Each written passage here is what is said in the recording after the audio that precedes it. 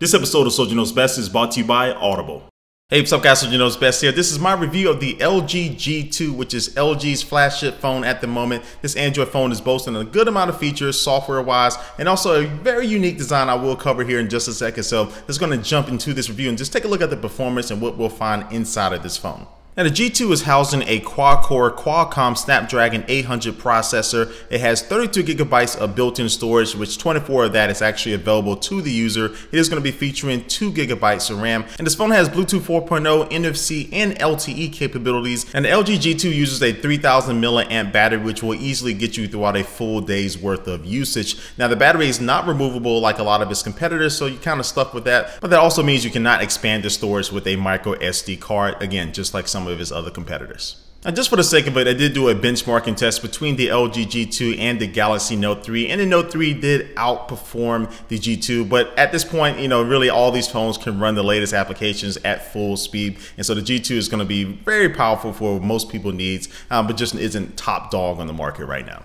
Let's go and step aside from the specs and take a look at the design of the LG G2. Now I think LG did a really good job with the design of this phone because it's a very nice feeling phone. The way it's curved and the overall dimensions of the phone really fit well in your hand. I love the way it's kind of rounded on the edges, and even the plastic feel of it, it does feel nice. And if you look into the plastic, it does have a little pattern there. And I just think overall this phone, most people will not find a problem with holding it. Now the display on the G2 is a 5.2 inch full 1080p display that has 423 ppi. And it's a very nice bright display, and the pixel density of course is going to make everything very sharp. And then you combine that LG made the bezel around the screen extremely thin, so when you're holding this phone in your hand, it's really just like you're holding one big screen in your hand. But again, the overall form factor of this phone makes it feel not too big for the average person.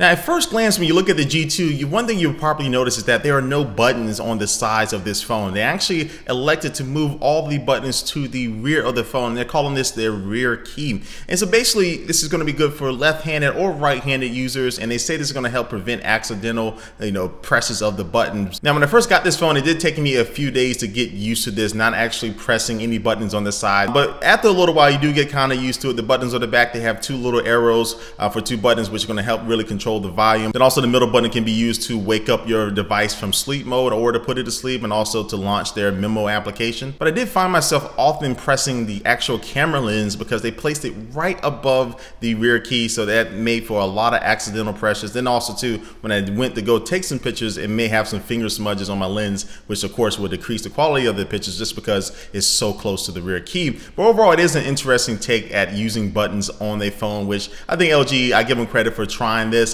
But I would elect to probably have my buttons on the side just like normal, but that's just me.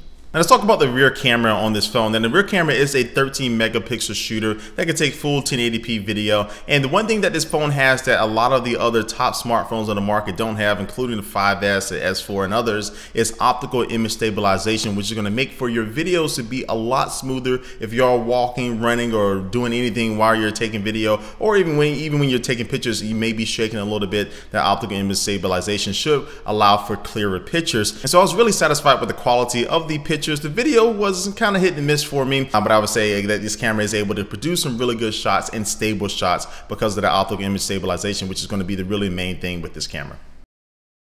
And that's going to jump right into the software category. Now this LG G2 is running Android Jelly Bean, but LG has put their own skin on top of it. But first we're going to talk about how you actually turn on the display. Now you do have the rear key on the back that you can press the center button to actually wake up the phone. But if you actually just double tap on the screen, it'll turn the screen on. And if you double tap, it'll turn it off. I think this is a very interesting feature and really the best way you can actually do this because you don't have any buttons on the side. And I quickly got used to that, and I really do like this feature of it. Now once I got into the software, everything was very familiar to what I found in the LG Optimus G Pro that I reviewed earlier this year. And that's not totally a bad thing. I mean, I think LG really went at Samsung as far as trying to add as many features as what Samsung has added in there. And I think they did a decent job of trying to recreate that, but it just doesn't have that same finish and polish that I think Samsung was able to achieve with their dual video mode and all these other different things that they have on there. But now the G2 does have a couple software features that are unique to it. One of those is going to be QSlide function, which is really going to have some of the important apps that you use a lot, like notes and calculator and videos, and you can access all this from the notification panel once you slide it down, and you can have 2 apps open at the same time, and they'll just be layered on top of whatever you have on your screen at that moment. And you can adjust the transparency and also make one of the applications full screen and really work on that one.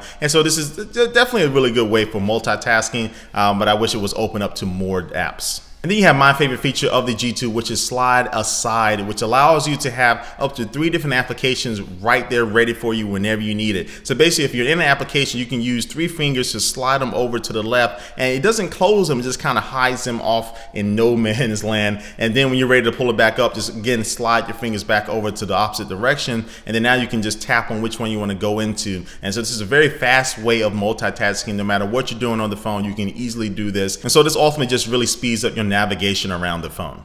And then there's also a bunch of little things, like you can adjust the front touch buttons. You can have one that will actually bring down a notification panel for you, and also you can adjust the back button and the home button and where they're laid out. So I do like that. But overall, what do I think about the LG G2? Well, I think the G2 again is one of the most powerful phones on the market right now. The display is really good, and also I think the overall form factor of this phone is really good when I do hold it in my hand. Now, putting the buttons on the back of the phone makes sense in some way to really bring the overall profile of the phone slim down as possible, but just me using it on a daily basis, I would rather have my buttons on the side. And then also too, again, the software is nice. They have a good amount of features in it, but I just don't, it's just something about it. I just don't like the execution of the software, just personally, just not my favorite skinned version of Android. But all in all, guys, I think that if you're looking for a solid overall phone when it comes to size, camera performance, and again, software, if you really like some of those features, the G2 is not going to be a bad buy, but you may have some other offerings, again, from other companies that may bring a little bit more to the plate for the price. So guys, it's been my full review of the LG G2. Again, this version is on at&t. You can buy it right now for $199 on a 2-year contract. And like always, leave your comment down below and tell me what you think about this G2. Now I have my sponsor for this video coming up right after I sign out, and I'm about to sign out right now. Thanks for watching this video, and I will catch you later. Peace.